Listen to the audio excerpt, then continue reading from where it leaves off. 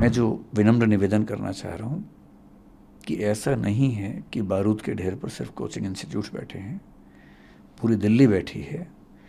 बहुत कम ऐसे संस्थान हैं, स्कूल है, कॉलेज है, यूनिवर्सिटी है, अस्पताल है, उनको ज़मीन मिलती है। जिस दिन दिल्ली में बड़ा भूकंप आ गया, उन्होंने कहा कि पूरी दुनिया में ऐसी त्रासदी नहीं हुई होगी जितनी यहाँ होने वाली है। पुराने जो बाज़ार हैं, चांदनी चौक हो, कोई बाज़ार हो, छोटी छोटी गलियों में जब आप ऊपर चढ़ते हैं एक दुकान में जहाँ 1 लाख साड़ियाँ टंगी हुई हैं, जहाँ पचासों सैकड़ों महिलाएं साड़ी खरीद रही हैं, भगवान ना करे कभी कुछ हुआ तो क्या होगा। दिल्ली का विकास बहुत सिस्टमैटिक सिटी के रूप में नहीं हुआ, चंडीगढ़ की तरह से नहीं हुआ है। 1962 के मास्टर प्लान में उन पुराने इलाकों को एग्जम्पशंस दी गई हैं ताकि वहाँ बिजनेस हार्म ना हो। एग्जम्पशन तो ठीक है, बिजनेस इंटरेस्ट में है, लेकिन जब आग लगती है तो वो एग्जम्पशन नहीं देती है। आज ही एलजी की मीटिंग के बाद एक वरिष्ठ सिविल सेवक वहीं, उनसे मेरी बात चल रही थी, दिल्ली में ही काम करते हैं, बहुत सीनियर सिविल सर्वेंट हैं। उन्होंने मुझसे अनौपचारिक बातचीत चल रही थी, मैत्री वाले भाव से।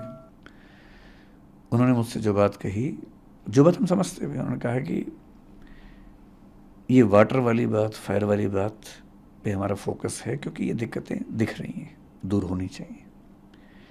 लेकिन जिस दिन दिल्ली में बड़ा भूकंप आ गया, उन्होंने कहा कि पूरी दुनिया में ऐसी त्रासदी नहीं हुई होगी जितनी यहाँ होने वाली है। और मैं फिर आपसे एक बात कह रहा हूँ, अभी कोचिंग इंस्टीट्यूट्स घेरे में हैं तो बात चल रही है। मैं आपको कुछ और बातें बताता हूँ, उन पर भी फोकस कर लीजिए थोड़ा सा। दिल्ली में ऐसे हज़ारों रेस्टोरेंट्स होंगे जिनमें जाने का एक रास्ता है, जहाँ खूब खाना पीना भी है, ड्रिंक्स भी हैं, अल्कोहल तो बहुत जल्दी आग पकड़ता है। एक रास्ता है।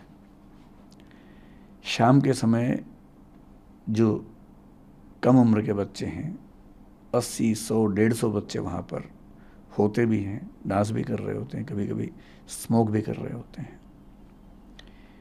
एक चिंगारी कभी लग गई तो क्या होगा, आपको अंदाजा है इस चीज़ का। इसके अलावा दिल्ली में पिछले 3 या 4 बड़े फायर इंसिडेंट्स को ध्यान से याद कीजिए। कोचिंग इंस्टीट्यूट में एक हुआ जिसमें किसी की मृत्यु नहीं हुई थी पिछले साल। उसके पहले नरेला में एक इंसिडेंट हुआ, नरेला में हुआ या मतलब उपहार सिनेमा भी हुआ। उपहार तो बहुत पहले की बात हो गई। उसके बाद पिछले 4 साल में, 5 साल में 2 इंसिडेंट्स हुए जिनमें करीब 30-30, 40-40 से ज़्यादा व्यक्तियों की जान गई।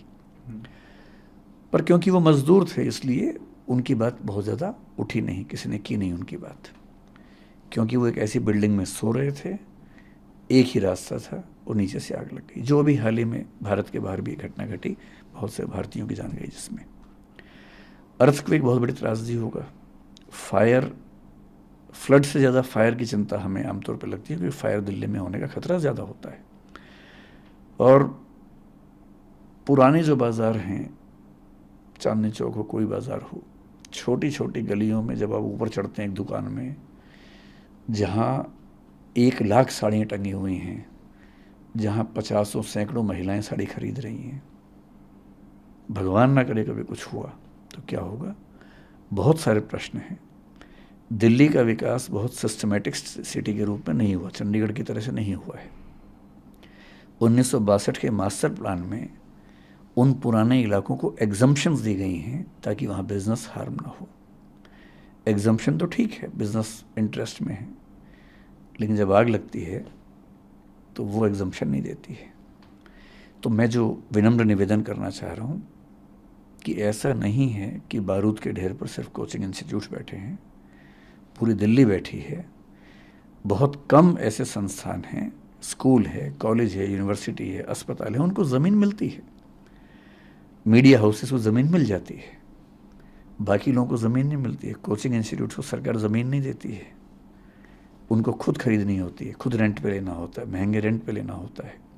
फिर हर डिपार्टमेंट के साथ कम से कम ये ध्यान रखना होता है कि छोटी सी बात पे कोई हमला ना हो जाए।